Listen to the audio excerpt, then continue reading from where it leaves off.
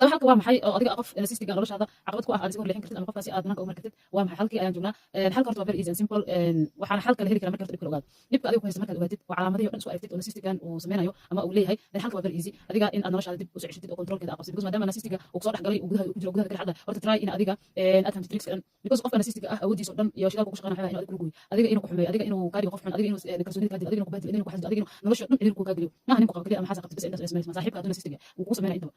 qof kaloo qaraaba ama ehel ama walaal hadduu yahay intaba uu sameynaya marka because qof narcissistiga dhan waa qof cadow ah xasida soo marka hadaba maxaa kula gudbin maxaa sameynaysa adiga waxaa sameynaya kadib markaad ogaatid calaamadahana aad ku aragtid qofkii aad macaamilka lahadeen tartiib tartiib waxaa isku daydaa in adiga horta aad noloshaada dib u soo ceshitid because noloshaada adiga ma haysid maadaama qof narcissistic noloshaada ku jiro waxaa isku daydaa noloshaada dib u soo ceshitid miyuu socdaa tartiib tartiib adoon qalinaynin buuqaynin reaction sameynaynin ori maxaa igu samaysa baaya idaacad baa ahaa waxbaa ku qabtay kan tartiib tartiib waxaa sameynaysaa si silent ah quietly ah baa noloshaada horta dib u soo ceshanaysaa gacanta controlkii noloshaada ama naftaada baa soo ceshanaysaa lambartu maxaa sameynaysaa xaduudaad adag oo laga soo gudbi karin maa samaysanaysaa ma aha inaad mar weyn iyo darbiya dhisaysa ma aha laakiin sirahaada bixi jiray wax walba aad samayn jirtay qofkaas u sheegi jirtay wax walba qofka la socodsiin karti jirtay everything oo dhan baad jaraysaa xaduudaad adag baa samaynaysaa oo ah kaliya qofkaas macaamilka inta kala dhexe baa ka hadlaysa markaa soo joogtaan salaam kale waa saaxiibka wixii saaxiibtinimada ku saabsan baa kala hadlay laakiin noloshaada iyo naftaada private baa gelinaysaa ma fahamtid warbixinii dhan oo bixin jirtay joojinaysaa thirdly وأمسك silent no reaction no response قف ما هراي قف narcissistic nolosha haduu soo galo cid doonta noqoto saaxiib walaal ehel waalid cid doonta noqoto qof mar isku day inuu xumeeyo oo ku xasdo oo ku lugoyo oo ku khiyaano waxaas oo sameeyay hadaa xataa lacag nolosha qofkaas ugu damacsanaa aad ka hortagtid ama ka bixin waxa qofkaas ma haraay dal sameeyay narcissistic sidiisa waxa waaye wuxuu neceb guuldarada mar wuxuu jecel inuu guuleysto mar wuxuu jecel inuu awood gacan sal noqdo mar wuxuu jecel inuu qofku doonin inaad wuxuu jecel inuu asagu noqdo awood final ka marka in laga defeat gareeyo oo laga guuleysto ma jecel soo deefo ma haraay trigan duu shaqada mid kale keenay kana duu shaqada mid kale keenay kana duu shaqada mid kale keenay ma haraay soo adiga marka sigreey kurta xita ams no reaction wax kasta uu sameeyo haduu ku caayo haduu yiraahdo qofka abal ogolaa wada haduu cid doon ku dacay haduu cid doon wuxuu sheegay no reaction no response waa amsan tahay tan hada ma wada ya markaadi wanaagaadi quruxdaada iyo noloshaada iyo sida meel u gaari lahayd ka shaqaysanaysaa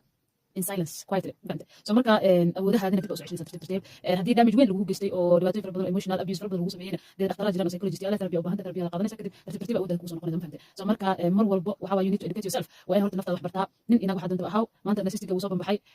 dad fara badan baa ka hadlo english iyo soomaali waa looga hadlaa nin narcissistiga maanta waa waadax warkiisa warka soomaaha qof walba ayaa ka hadlaya so marka isku day in wax baratid waxyaabo fara badan iyo xaalado badan oo ku jirtid baa laga yaabaa in laga hadlayo so saa uga bixi lahayd isa halka ku leed waa inaad barataa fahamtaa isku day inaad wax baratid then aniga kaliya halka waxyaaba ii shaqeeyay oo aniga ismixirta baan adag ina qaatay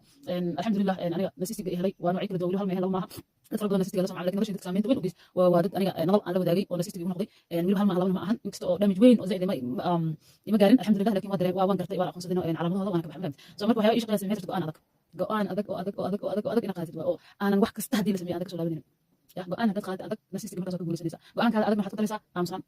aamus نوع هذا دولة حسب اسمه سامبو يالي سامبو ياشي ووراي قف بحراي وهلا ودعونا وعلى عليا ويا كلا تكتكس كان ما ادري حيت قف ما كنا سيستيا قلت اللي انت قصو جبتها مركو بين الحسنه ودن ليها وتكتكس استعمالها وانت ولا اي قف وين قال ما حد مالي قف وين وبا بقى ما قال قصو كل امر كدريش كل وين